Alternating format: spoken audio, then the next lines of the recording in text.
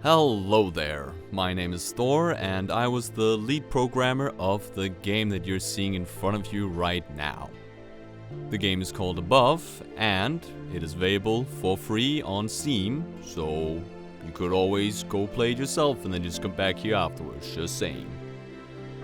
But anyways, the game was made at DADU, which is a sort of collaboration between a bunch of universities where, for one semester, they then get a bunch of students from various relevant educations, like me coming over from computer science. And then in that semester, we learn about game development and also make a game ourselves. And then this is what my team ended up coming up with. And with that, I'm just gonna start the game before I continue talking. So the two biggest things in the game that I worked on was the camera controller, so like this little opening sequence that we just saw, and the audio programming, so whatever code that's necessary to get the sound and music into the actual game. As you can hear with the sound of the streams getting louder and quieter depending on how far away you are from it. And for the camera controller we used the plug-in Cinemachine, which was pretty nice. It provides a handful of camera controller presets and the tools to transition between them, and it just does a lot of stuff that you don't really think about that you need to think about when making a camera controller. Like, well, now it goes into the wall, so it's gotta get closer to not just clip into the wall, and damping on it and other things, and of course the transitions between different positions, as we will see right here.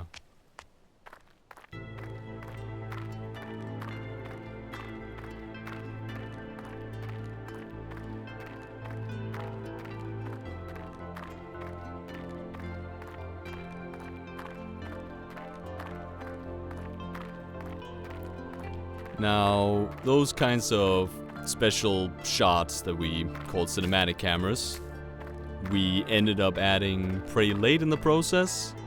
So, because that was, as always, we were always pressed for time, it ended up being only one of the designers, a guy called Christopher, who I think also had some background in film in some way, that actually became familiar with how to use the tool.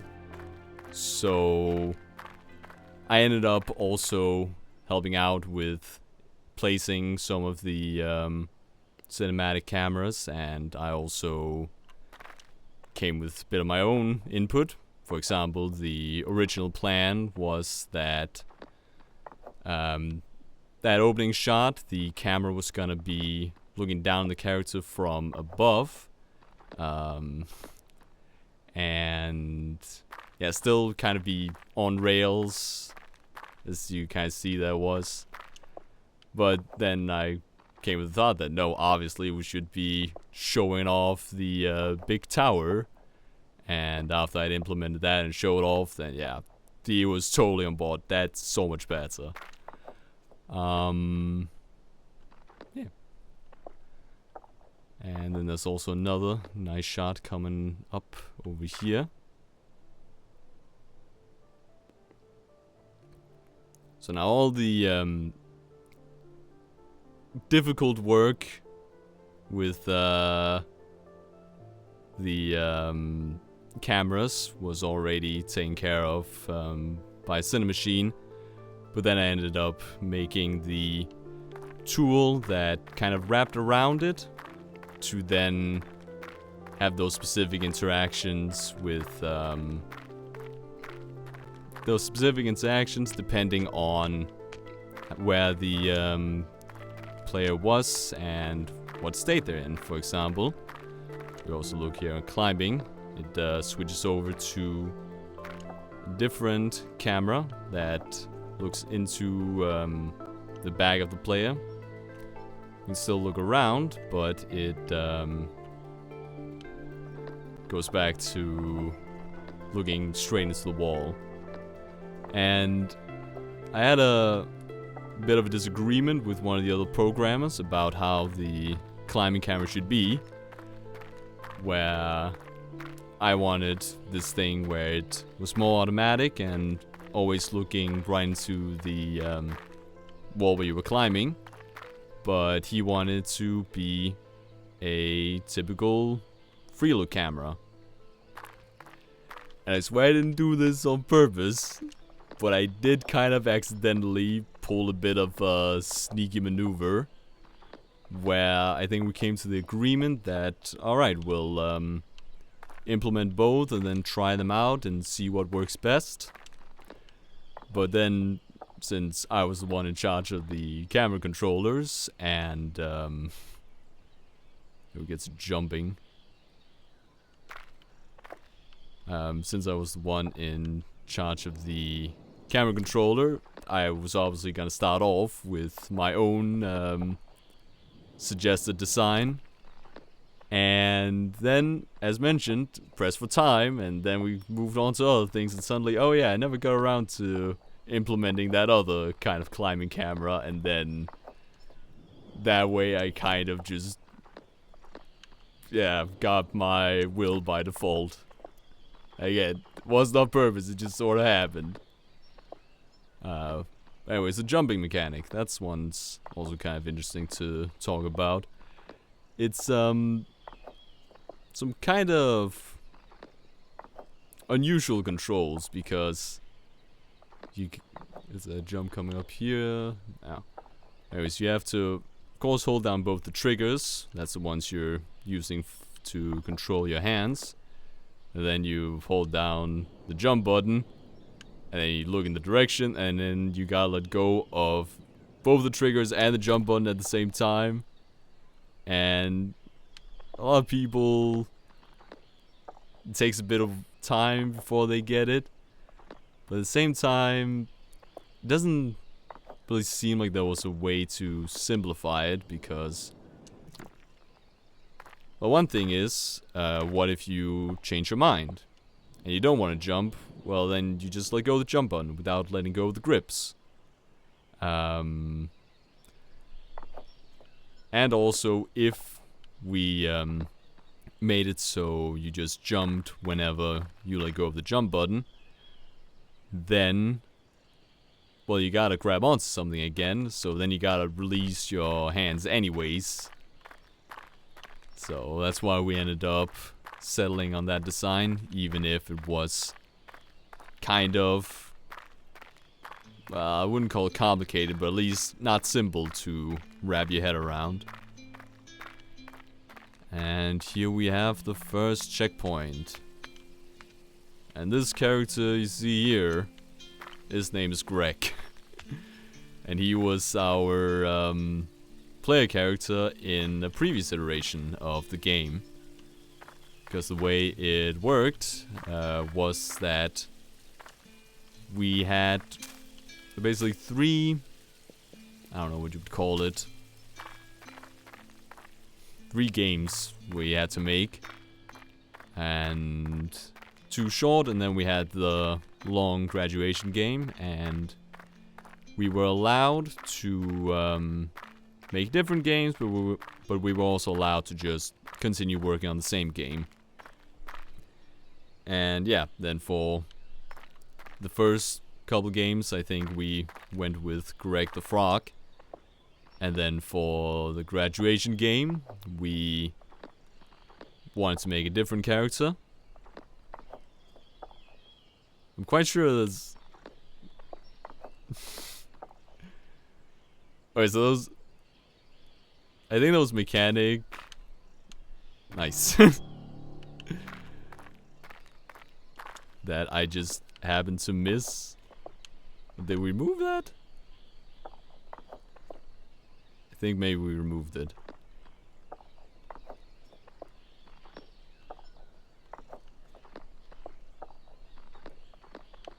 Okay.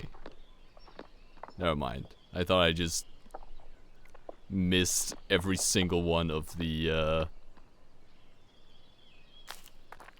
Oh!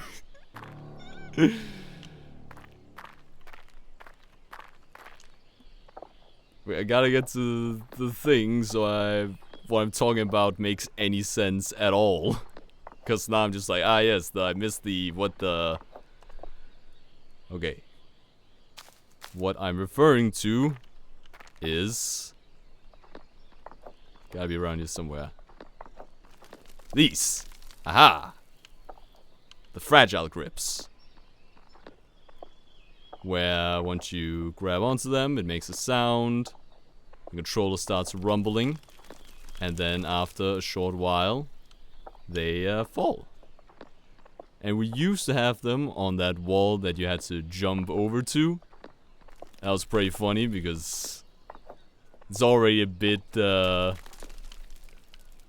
spooky because you're jumping over an abyss and then you grab to the wall and it starts rumbling and you panic and deep gasps.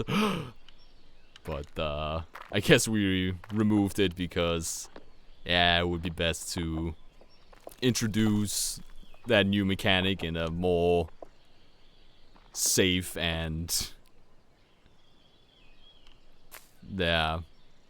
clean situation, so you have time to actually think about what's going on.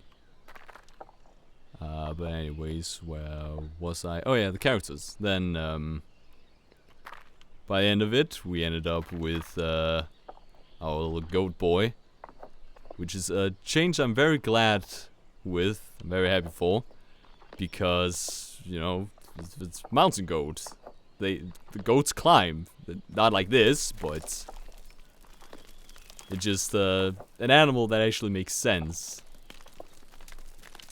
And well, there wasn't any big, any official consensus about this character's name, but one of our artists that just suggested his name should be Pierre, and I backed her up immediately because Pierre means stone in French and he's climbing rocks, so it just makes a lot of sense.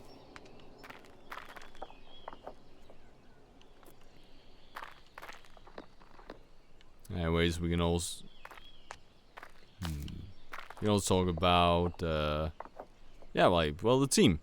That we had a team of 15 people. It's like one game director, a producer, a QA, an audio designer slash music composer in our case, and 3 programmers, 3 designers, and what, 4 or 5 artists.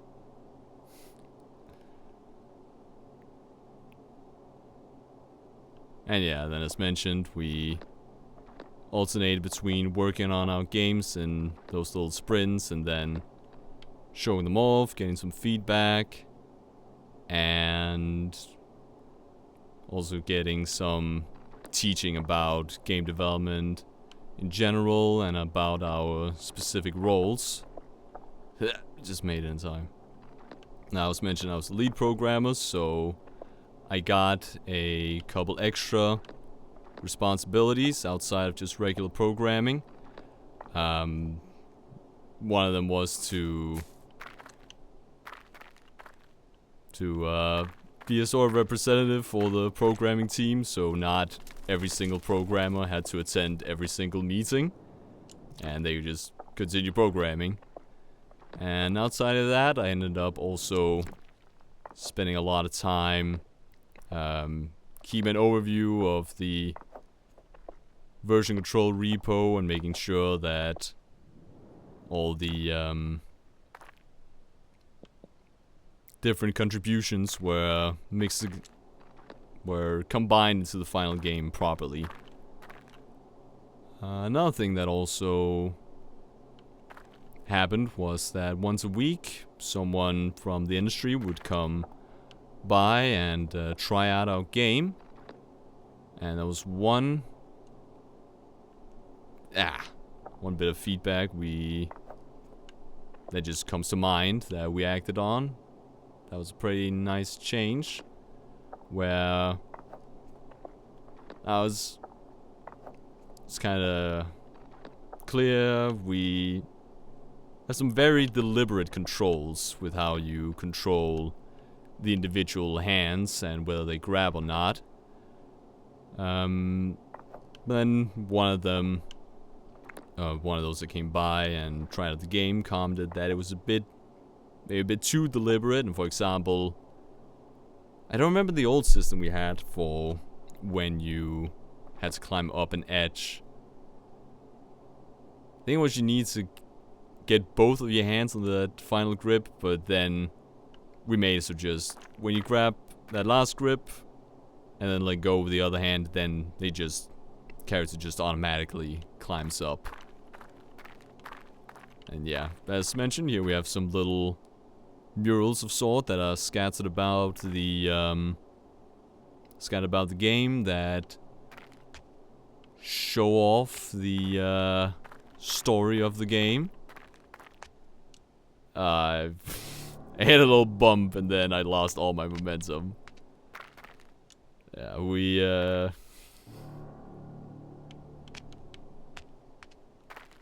oh, come on!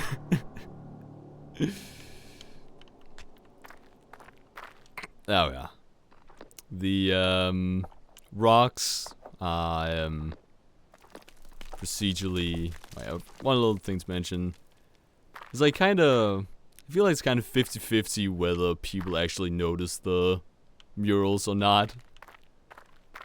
I think I do remember that being something, the designer that worked on those murals, kind of lamented that often people would just skip them. Or yeah, just not notice that they were there. Now, here we get to... Oh yeah. Here we get to, probably the most difficult part. I showed the game off to one of my friends, and this was basically the part he got stuck at. Oh no. Alright, the rocks. Procedurally generated with Houdini. And, an interesting tidbit about that. Well, first of all, that was my justification for why it was kind of wonky at times, that the surface ended up being pretty rugged, and we didn't see an easy solution to have the player not get so affected by those small bumps. But then on the topic of procedural generation, are you kidding me?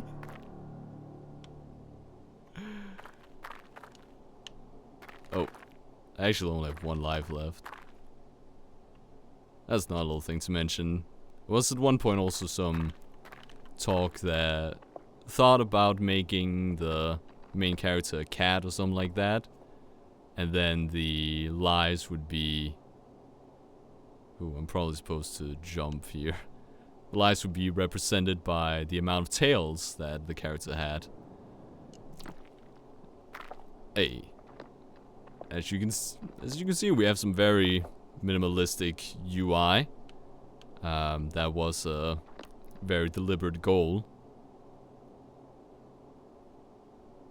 But yeah, since we couldn't really get around to... Well, since our characters didn't really have a tail, we couldn't get rid of all the UI. We still needed the little lives counter. But anyways, back to the topic of procedural generation, and the fun tidbit that our game actually was nominated for a couple of awards for the use of, I don't remember exactly what they were called, but it was about procedural generation. And think it was called the Game Development World Championship or something, which sounds pretty cool and grandiose, but I think it was more so just a name, because on the actual live stream for the award show, it was like filmed in some pub in Lithuania, and I don't think any of the contestants actually showed up. So by the end of it, the host just handed the trophies to like some person from staff just so he could hand it to someone. Ooh.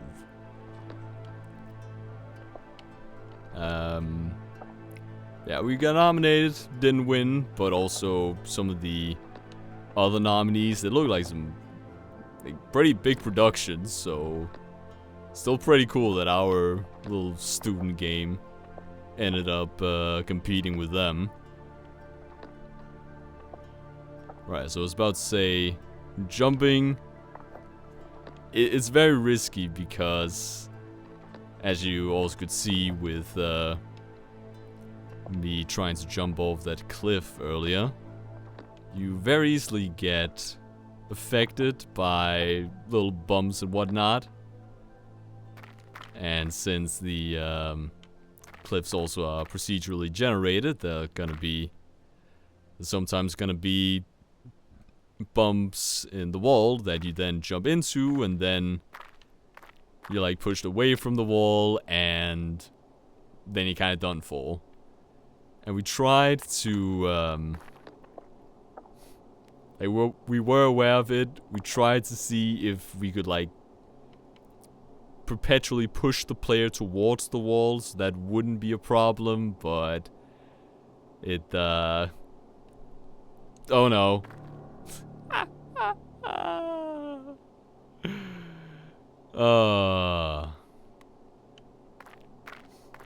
Well, good. Now I just get more time to talk about all the things that I didn't get time to talk about.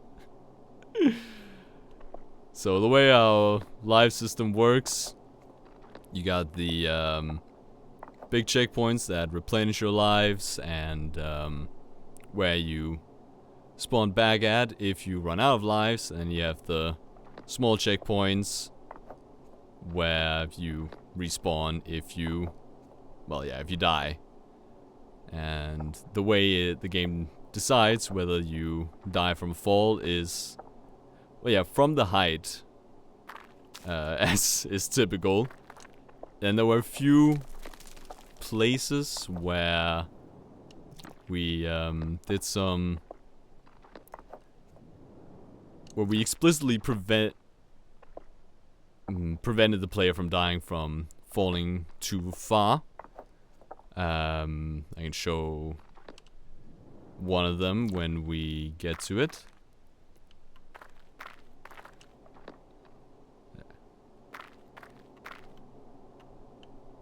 I was also trying to, at some point, push for something kind of like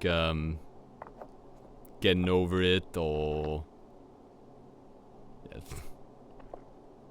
Only Up, I think the other one is called. There are also other similar games, the Sisyphus rock pushing game as well, where just, okay, maybe not have, maybe you don't die, maybe just fall further down. But we ended up settling on this.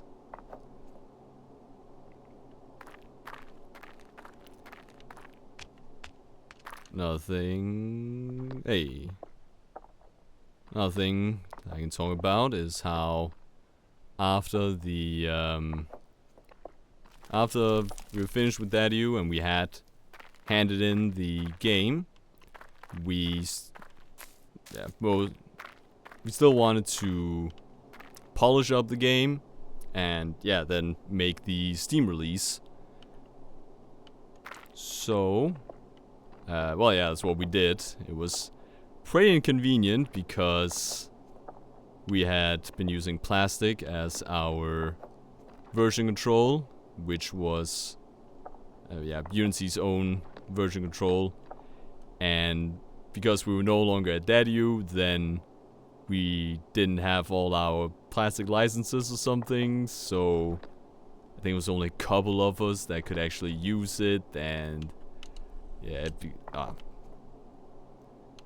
it became pretty awkward to work with. But the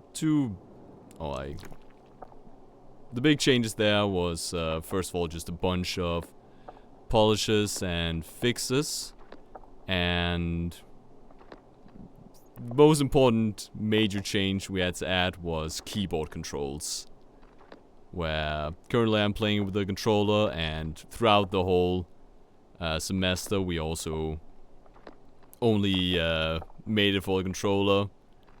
But it was also, this is one of those cases where you don't die from fall damage, because yeah, at least I'm quite sure of that. But anyways, keyboard controls. Not everyone has a controller, so it's kind of annoying. No, that's not. Let's be patient. It's kind of annoying if you wanted to show off the game to someone and then, do you have a controller? No. Oh, never mind then. Oh man. And the other one is a timed mode, which was one that I was pushing for a lot. Because around the end of the development process, one of the designers started speedrunning the game, and then I had some discussion with him about where should the finish line be, where you stop the time, and at the end of the game, there's an invisible wall that triggers the end cinematic. I think he thought that should be the thought that should be the finish line. But then I was thinking, well, it's a bit inconvenient because you don't know exactly where it is, and then you got your hands on the controller, so then you ends up not being when you actually made it. It ends up being that little extra time where, okay, the cutscene is triggered and then you gotta quickly stop the timer or whatnot. And then I thought, hey, what if I just make a dedicated, like, speedrunning mode, and then we don't have to worry about any discussion about that, because then the game just keeps track of it itself. Though that one is only unlocked after you beat the game. Oh yeah, one other contribution I also ended up making, I forgot to mention, is that I came up with the team name of Dreamful Projects. And the way I did that was, I don't know if there's an actual name for it, so I just call it pseudo-acronyms. It's a pseudo-acronym of every team member's name. And what I mean by that is, like, the same logic as an acronym, but where it doesn't have to be the first letter of the name, but just one letter from each person. Okay, I got some extra lives this time, so it's not that big of a deal if I fall off. There we are. I was laughing quite a lot the first time around. The first time I got here and died. And as you will see... Yeah. Why? Oh look, that's a checkpoint. Anyways, yeah, so Dreamful Projects is, pseudo-acronym of every team member's name, where I then just found some, like, online Scrabble dictionary, and then, okay, these are the letters we have to work with. Does that fit? Yeah, and then can I put that together with some other word with these letters? And then I came up with some different suggestions, and then we voted on them. and ended up with Dreamful Projects. Now, one of our team members did leave partway through, so the name doesn't entirely make sense now, but whatever. That's the story behind it. And oh yeah, I haven't talked about the music and the audio programming and so on. For the audio, we use Wwise. Now, I'm not the audio designer, so on the actual I don't know what it's called. The actual substance of Wwise, I don't really have any comments. Though on the programming side, I don't really have any nice stuff to say. We end up spending like 3 days straight in the first week just trying to get it to work. It was so weird. At one point I ended up making a like infinitely recursive folder. I actually could not delete it. It was something about, oh, I should save the sound banks. Oh, we'll try this, and then it just created a folder within a folder within a folder within a folder within a folder, and if I tried to delete it, it was like, oh yeah, 100,000 items. Never mind. Then it ends up just not deleting it anyways. So that one was just on my computer throughout the whole semester. Sure. But yeah. It might be a nice program for an audio designer. Wasn't really that fun to try to implement and so on. But we got it working. Oh yeah, and then you had to...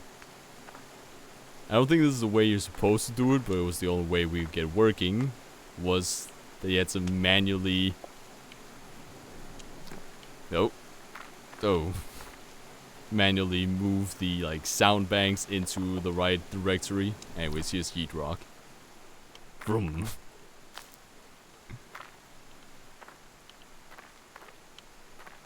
Now, this one where people often end up sequence breaking it because you can just kind of go over here. It's not that easy. The intention is to go down here, and then you can climb up here.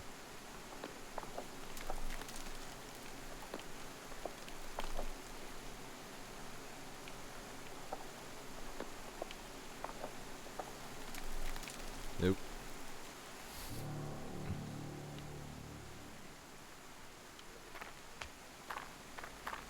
And I think I've kind of been through my list of the things I want to talk about. Yeah.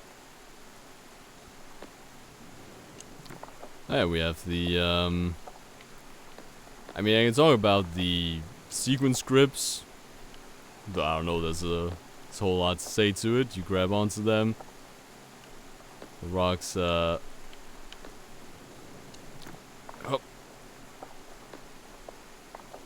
The grips, the sequence of grips then appears and disappears at a certain pace.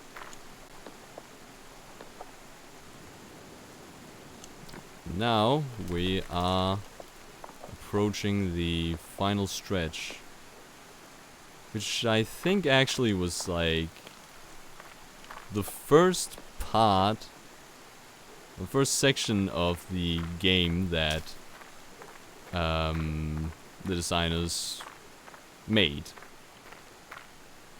And one thing you can kind of see with that is how there are actually 2 parts, and then later on we realized we don't have time to have like split paths in the game. We just need to, yeah. If you only have 1 path, then it's faster to get more content out of it.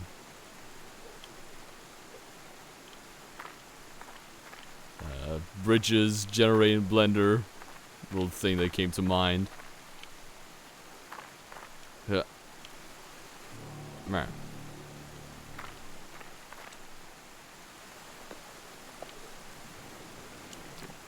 Now there's very specific reason why I chose the right path and not the left path, and that... Oh! Pierre's leg not doing too good. Yeah. That reason why I chose the right path is coming up soon. I think it's right after this. Is this a dumb move? Nah, we did it.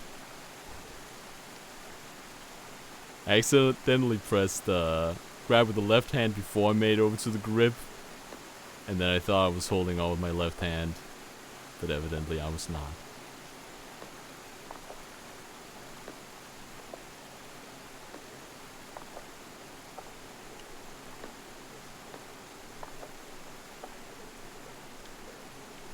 Yeah. This year.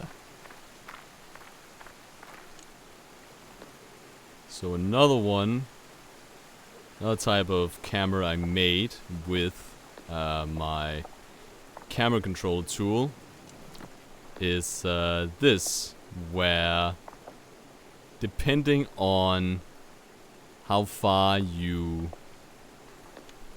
progress, I don't even remember how it measures it, if it's like your height or has some start or end point or something. Basically, depending on your height on this wall, it will transition to this other camera perspective. And I made it. It was messy and difficult to get working. And the only instance of that kind of camera is the one over there. And the only reason why it was there was because I needed to include it just to show off that I had implemented that.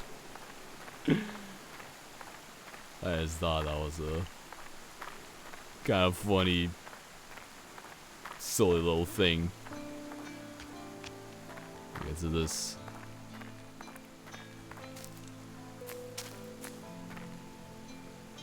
Now, one funny little thing about this wall is that, as you maybe can see, the grips are very big. And that's because as we get further up the wall, well, already now, the camera zooms out quite a lot, and then it became kind of difficult to keep track of where the grips are, especially because there are this many fragile grips. So, as a bit of a exception, one of the designers just scaled up the models for the grips so you can still see what was going on. But anyways, we are approaching the end, and then we get to one of my favorite parts of the game, which is the end cinematic, which was a bit of a funny story behind it, where I think it was the Wednesday, the week before we had to hand it in. Whee! Alright, this is definitely one of those places where you can't die from fall damage, because otherwise you would get a bunch of dumb deaths. Yeah, week before we had to hand in the game. So our game director was... Okay, well, when you get pushed off like that, then you're kind of done for. Anyways, our game director was pushing for how we really need to wrap things up. We can't add any more stuff. We just need to get the current stuff working. But I really wanted the end sequence. And yeah, I was pushing very much for it. So we ended up coming with the agreement that, okay, if I had a proof of concept by the end of the day, then the end sequence could stay. And yeah, then I did that with some hacky little, very specialized code that was just, okay, you walk into this trigger and then it waits this many seconds before this thing happens and this many seconds before this happens, and then got my proof of concept, end sequence stays in. It felt pretty dramatic. Even if it is just there. Even if it isn't, probably. And then I think the entire next day that was just working out the details of the end sequence, where yeah, got a storyboard from one of the designers, got a piece of music from our audio guy, got a scene from the art team, and then just had to put them all together. And I had a lot of fun with that. Just, yeah. Thinking about what can you do with the camera, and what are some nice shots you can make with this scene, and making sure that it's timed just right with the music, and all that.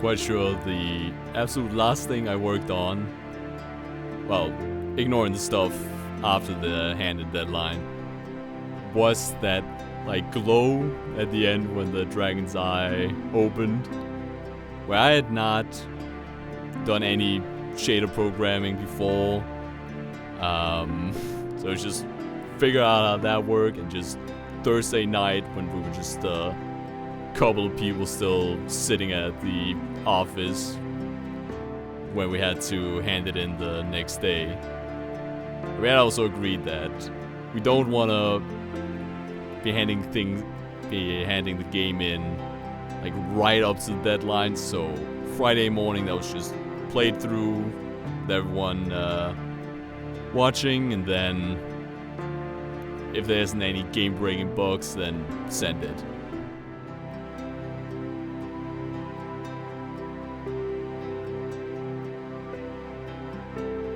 Yeah, they have a lot of the teachers and the like experts, industry people that tried out our game and gave feedback and so on.